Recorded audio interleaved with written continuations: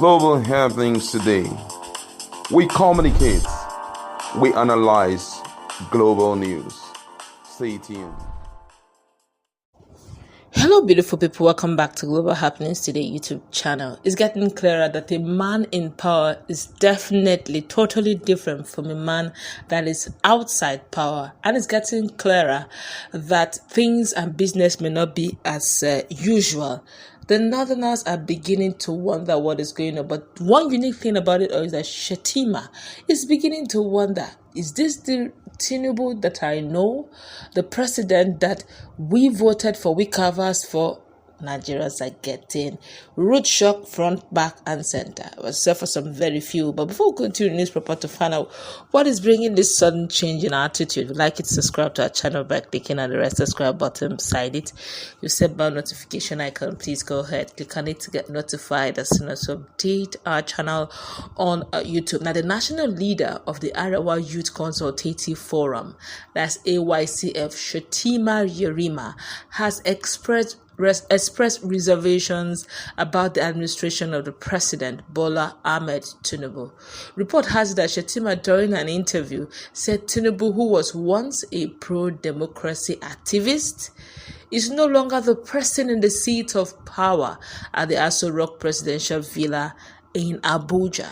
Now, the AYCF national president, who was a former youth director of the political pressure group NADECO, which fought the late General Sani Abacha's military junta in the early 90s, said those of them who were pro-democracy activists in the trenches with Tinubu to enthrone the nation's fledgling democracy now have reservations. He hoped that President Tinubu's government had not been hijacked by the usual Aso Rock cabal as experienced in the immediate past administration of former President Muhammadu Buhari.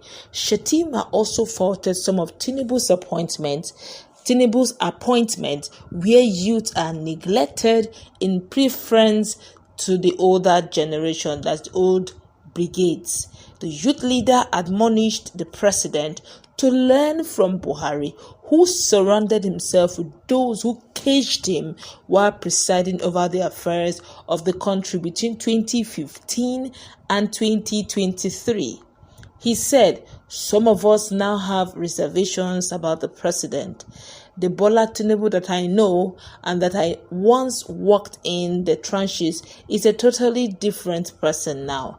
I hope it's not what I'm thinking, and I don't want to believe that he will be hijacked by the same characters.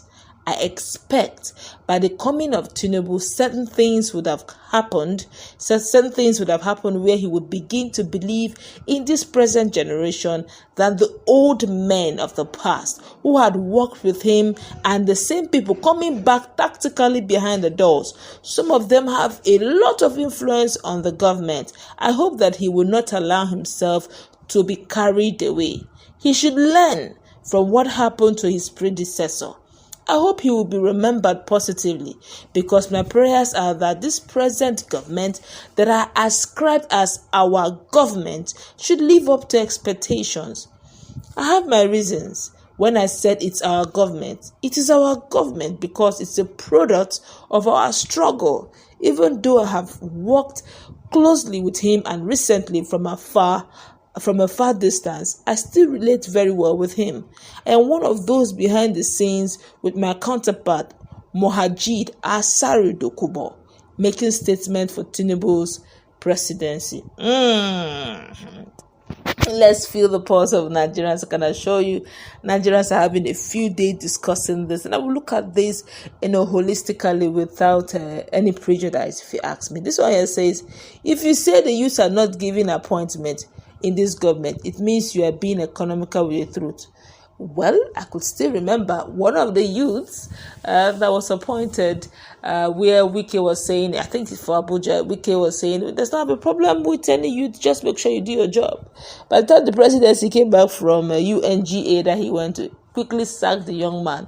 I think he was quite a young graduate. When we say employ the youth, we didn't say employ the ones that had lack experience, because the country is not a trial and error. I know that right now a lot of things are going bad in the country, but it's not a situation where a toddler will come up and doing trial and error. Even if you want to bring a youth, it should be a youth that have got some level of experience. It's a youth that have tested leadership in a larger, broader scale. It's a youth that have entered politics, and I will keep encouraging the youth in our country.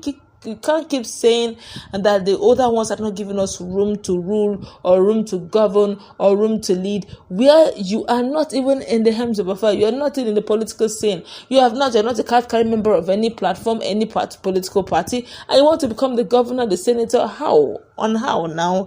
Is it magical? Are you good? Would they vomit the position to you? So we need to start getting inclusive in our politicking.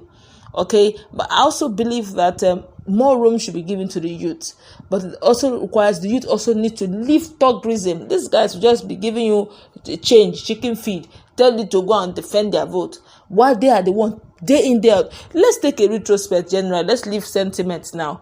Start from 1999, for some persons 2007 till date. It's the same circle of politicians. Today they are governors. They will now retire to the Senate. Some of them will be governors, they retire to House of Rep. Some of them, after they become ministers, some of them will become governors, enter ministerial position, and enter Senate.